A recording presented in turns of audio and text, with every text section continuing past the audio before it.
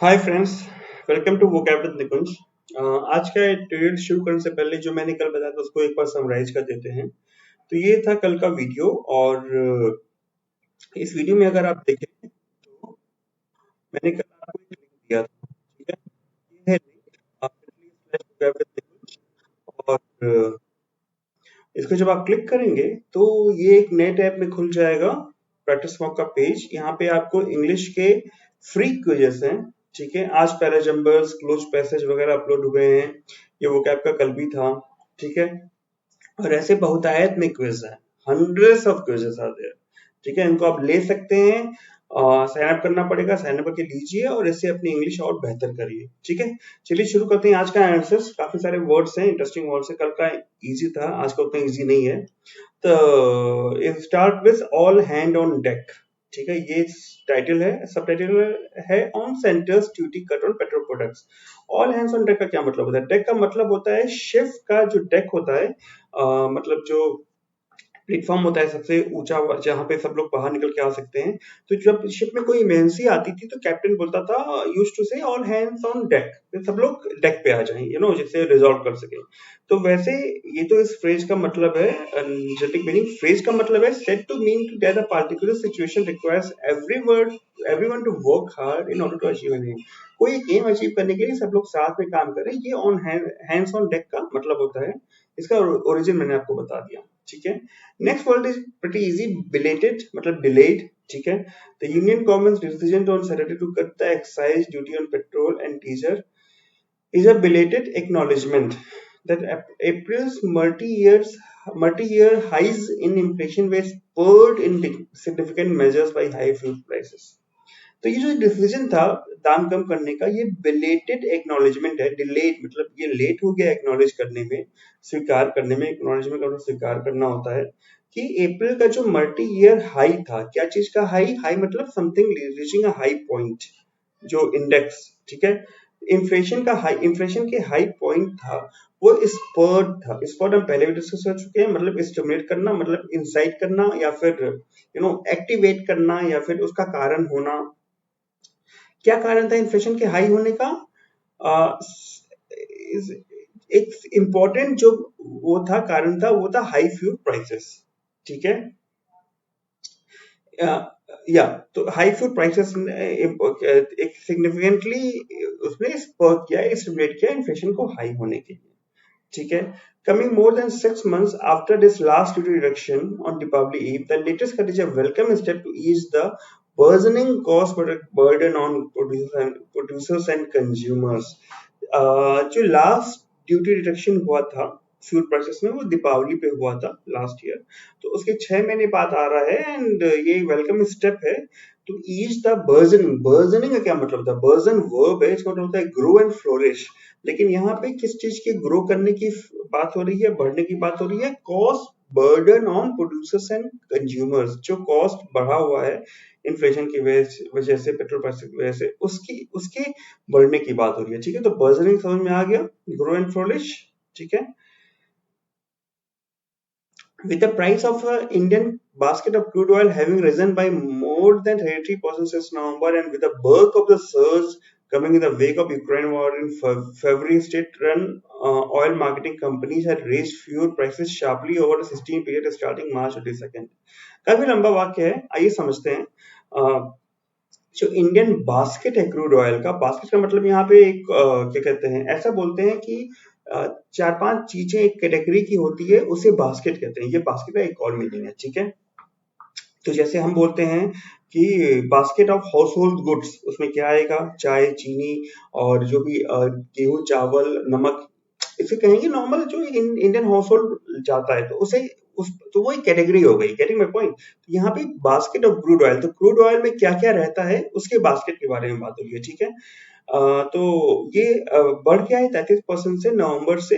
ठीक है, एंड जो बल्क है इस सर्ज का, मतलब कि सर्ज हमारा अगला वर्ड है, जो स्पाइक आता है। ठीक है, जो इंक्रीज होता है उसे कहते हैं। तो जो इंक्रीज का जो बल्क है, जो मेजोरिटी है, ठीक है, वो कब आई है? वो यूक्रेन के जो वॉर शुरू हुआ है फरवरी में, उसके बाद आई है।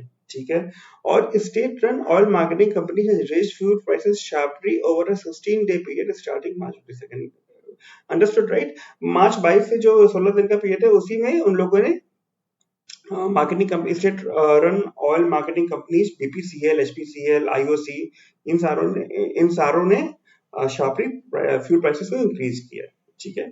Next one is a term consumer price index. ये इकोनॉमिक टर्म है। ठीक है। इसका मतलब होता है कुछ खास, देखने में तो बहुत ऐसा अजीब सा लग रहा है, लेकिन इसका मतलब सिंपल है। जो भी हाउस होल्ड में यूज होती है गुड्स एंड सर्विसेज, उनके प्राइसेस में जो चेंज होता है उसको जो इंडेक्स ट्रैक करता है उसे कंज्यूमर प्राइस इंडेक्स कहते हैं। Simple, right? Next word is सोर। सोर मीन्स राइज रैपिडली। ठीक है। सर्च का भी वही मतलब है। ठीक है। बस सर्च नाउन है यहाँ पे, और यहाँ पे सोर वर्ब है। ठीक है। तो ये था सोर। इसका मतलब समझते हैं। While wholesale price gains sold to a multi-decade high of 15.1%। ठीक है। तो ये कह रहे हैं कि सीपीआई इतना बढ़ा, सीपीआई जो कंज्यूमर प्राइस इंडेक्स है वो 95 मंथ्स हाई पे 7.8% बढ़ा लास्ट मंथ, लेकिन होलसेल प्राइस 15% बढ़ गया, जो मल्टी डिकेड हाई है। मतलब 10 साल में इतना नहीं बढ़ा था। मल्टी डिकेड, डिकेड मतलब 10 साल। ठीक है। Next word is flag. Flag का मतलब झंडा, आप लोग सब लोग जानते हैं, लेकिन जब किसी चीज की तरफ ध्यान आकर्षित करने की कोशिश की जाती है, किसी चीज को हाईलाइट किया जाता है, उसे भी फ्लैग बोलते हैं एज अ वर्ब। ठीक है। फ्लैग मतलब झंडा नाउन होता है।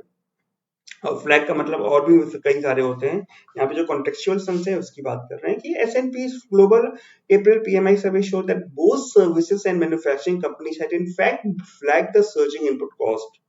ठीक है। तो उन्होंने, ये सर्वे दिखाता है कि जो सर्विस और मैन्युफैक्चरिंग कंपनीज थी उन्होंने इनफैक्ट फ्लैग किया, तो उन्होंने दिखाया था कि इनपुट कॉस्ट हो रही है as a potential dampener of demand. जो डैम्पनर का क्या मतलब होता है? डैम्पनर होता है समथिंग हैविंग अ रिस्ट्रेनिंग और सबड्यूइंग इफेक्ट, जो कि कुछ रिस्ट्रेन करते। रिस्ट्रेन मतलब क्या होता है? रिस्ट्रिक्ट करते, कंट्रोल करते। कंट्रोल यहाँ पे सेंस है। ठीक है। या सबड्यू करते। तो सब इनपुट कॉस्ट जो बढ़ रहे हैं वो पोटेंशियल डैम्पनर हो सकते हैं डिमांड के। वो डिमांड को क्या कर सकते हैं? कंट्रोल कर सकते हैं। जब दाम बढ़ेंगे, ठीक है, तो डिमांड थोड़ी सी शायद कम हो जाए, ये कहने की कोशिश कर रहे हैं यहाँ पे। The extent of concern about the inaction on the part of government was reflected at the monetary policy committees to the meeting। ठीक है। तो जो कंसर्न का एक्सेंट है, कंसर्न की जो सीमा है, या जहां तक जो मेन कंसर्न है about the inaction on the part of government, government के पार्ट पे, गवर्नमेंट जो है ऐसा लगा कि सोते हुए से जागी है, ये यहाँ पे हिंदू कहने की कोशिश कर रहे हैं, क्योंकि इनएक्शन की बात करें। इनएक्शन मतलब कि एक्शन नहीं होना, एक्टिव नहीं होना, पैसिवली डील करना। ठीक है। तो ये इनएक्शन की मतलब है। Both central and state taxes are buoyant, giving them space to cut taxes on fuels.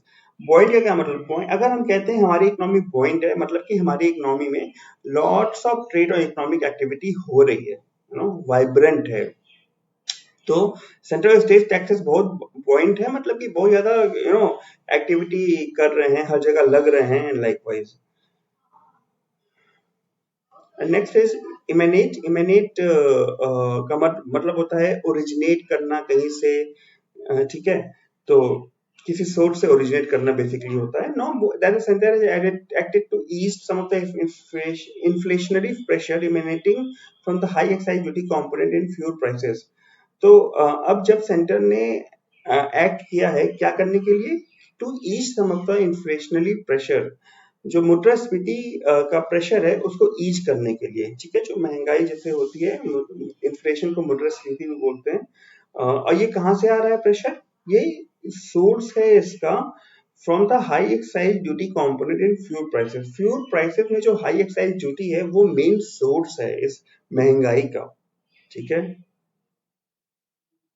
The onus is on the states to sink their political differences। ठीक है। तो ओनस का मतलब रिस्पॉन्सिबिलिटी होता है। ठीक है। तो रिस्पॉन्सिबिलिटी जो है वो स्टेट्स पर है। क्या चीज की responsibility? To sync their political differences. Sync का मतलब किचन में भी सिंक होता है, वो नाउन है। यहाँ पे sync as a verb use हुआ है। सिंक का मतलब डूब जाना भी होता है, लेकिन यहाँ पे डूबने की बात नहीं है। यहाँ पे लेवल लो होने की बात है कि पॉलिटिकल जो डिफरेंसेस है, जो वैचारिक मतभेद हैं, उनको कम करें, हटा दें, ठीक है, स्टेट्स की। और किस चीज पर? Over the government's past approach to taxing fuels and help reduce the burden of the common man by pairing their respective state taxes as well। Modi ji की स्पीच आई थी करीब 1-2 महीने पहले, जिनपे उन्होंने सारे स्टेट्स के हेड से अपील की थी कि वो भी अपने टैक्स कम करें, ठीक है। तो कुछ स्टेट्स ने माना था, कुछ ने नहीं माना था। तो यहाँ पे उसी की बात हो रही है कि गवर्नमेंट का जो पास्ट अप्रोच है फ्यूल को टैक्स करने का, और जिससे कि जो आम आदमी है उस पे बर्डन कम हो जाए, by pairing. PARE pair verb होता है, जिसका मतलब होता है धीमे धीमे, इंच बाय इंच या बिट बाय बिट घटाना। तो अगर वो स्टेट टैक्सेस कम करते हैं तो कॉमन मैन पे बर्डन कम हो जाएगा, ठीक है।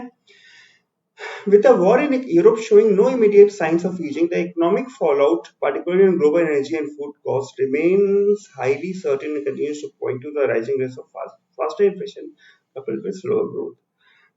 जो ये वॉर हो रहा है यूरोप में, रशिया यूक्रेन के बीच में, वो कोई साइन नहीं दिखाता कि वो अभी जल्दी से खत्म हो जाएगा, ठीक है। इकोनॉमिक फॉलआउट क्या होता है? फॉलआउट होता है any adverse and unwanted secondary effect. कोई भी चीज होती है, ठीक है, तो उसका एक सेकेंडरी इफेक्ट होता है जो मे बी अनवांटेड हो सकता है, ठीक है। जैसे एक जो युद्ध हो रहा है वहां पे, उसका एक सेकेंडरी इफेक्ट ये है, एडवर्स सेकेंडरी इफेक्ट, कि तमाम वेस्टर्न कंट्रीज ने रशिया के ऊपर सैंक्शंस लगा दिए हैं और उसके इकोनॉमिक रिपोर्केशंस हैं। रिपोर्केशन मतलब कि कॉन्सिक्वेंसेस हैं, ठीक है, किस चीज पे? Particularly on global energy and food cost, ठीक है। इन पे वो आ रही है, इन पे इफेक्ट्स निकल के आ रहे हैं, ठीक है। रिमेन्स हाईली अनसर्टेन रहता है ये, and continue two point two rising risk of faster inflation coupled with slower growth. और ये क्या पॉइंट करता है कि इन्फ्लेशन हाई रहेगा और उस ग्रोथ भी स्लो रहेगी, ठीक है। In such a volatile scenario, fiscal measures that help put prices pressure and leave an extra rupee or two in the consumer pocket can only aid to undergird wider consumption demand in the economy। इतने volatile हमारा अगला word है जिसका मतलब होता है liable to lead to sudden change, अप्रत्याशित बदलाव, यू नो। तो ऐसे सिनेरियो में जहां पे बदलाव बहुत ही अप्रत्याशित है, बहुत ही अनप्रेडिक्टेबल है, ठीक है, बहुत ही एडहॉक सा है, वहां पे फिस्कल मेजर्स जो प्राइस प्रेशर को कूल करें, ऐसे स्टेप्स गवर्नमेंट की तरफ से जो कि प्राइस प्रेशर को ठंडा रखें, कम रखें, ज्यादा तेजी से बढ़ने ना दें, और कंज्यूमर के पॉकेट में 1-2 रुपए छोड़ दें, ठीक है।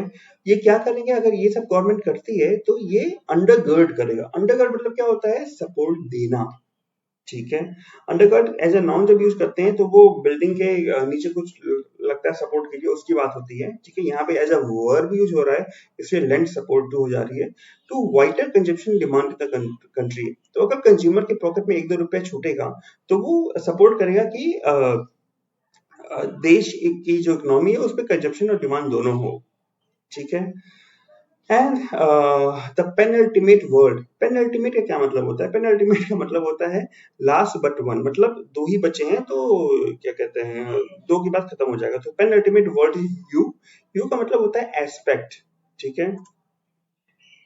तो this is a moment that calls for all hands on deck. ये एक ऐसा मोमेंट है जो ये चाह रहा है या फिर डिमांड कर रहा है कि सारे लोग मिलके एक साथ काम करें, चाहे वो स्टेट गवर्नमेंट हो, सेंट्रल गवर्नमेंट हो, and likewise the sooner policy makers at the different levels of government and of all political hues realize this and act in concert, the better। जितनी जल्दी पॉलिसी मेकर्स जो हमारे समझेंगे, जो अलग अलग लेवल ऑफ गवर्नमेंट पे हैं, और सारी पॉलिटिकल एस्पेक्ट्स या पॉलिटिकल पार्टीज या पॉलिटिकल एंटिटीज समझेंगी इसको, और एक्ट इन कॉन्सर्ट हमारा अगला फ्रेजर वर्ब है, इसका मतलब होता है डूइंग समथिंग टुगेदर, ठीक है। देखिए कितना सिमिलर है ये। हैंड्स ऑन डेक का भी मतलब यही था, सब लोग एक साथ काम करें, और एक्ट इन कॉन्सर्ट का भी यही मतलब है, ठीक है, कि एक साथ सारे काम करें। बस ये है कि all hands on deck idiom है, क्योंकि इसमें कोई एक वर्ब का एलिमेंट नहीं है, कोई वर्ब आप देखिए नहीं है, ऑल हैंड्स ऑन डेक।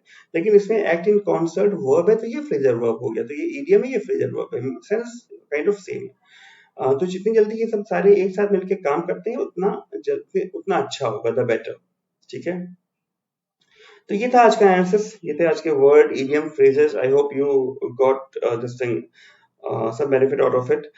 देखिए आज का पैसेज इकोनॉमिक सेंस में था, थोड़ा टफ था, ठीक है। तो अगर आप लोग एसबीआई की तैयारी कर रहे हैं, आरबीआई एग्जाम आने वाला है उसकी तैयारी कर रहे हैं, तो इस पैसेज को दोबारा पढ़िए, समझने की कोशिश कीजिए, मेरा वीडियो दोबारा देखिए, ठीक है, और इन वर्ड्स को दोबारा समझिए, तो आपको काफी ज्यादा हेल्प मिलेगी, ठीक है। तो ठीक है, मिलते हैं शाम के सेशन में। Thank you for watching. If you are watching it for the first time and you have not subscribed it yet, please go ahead and subscribe to improve on your vocabulary. Thank you for watching. Bye bye.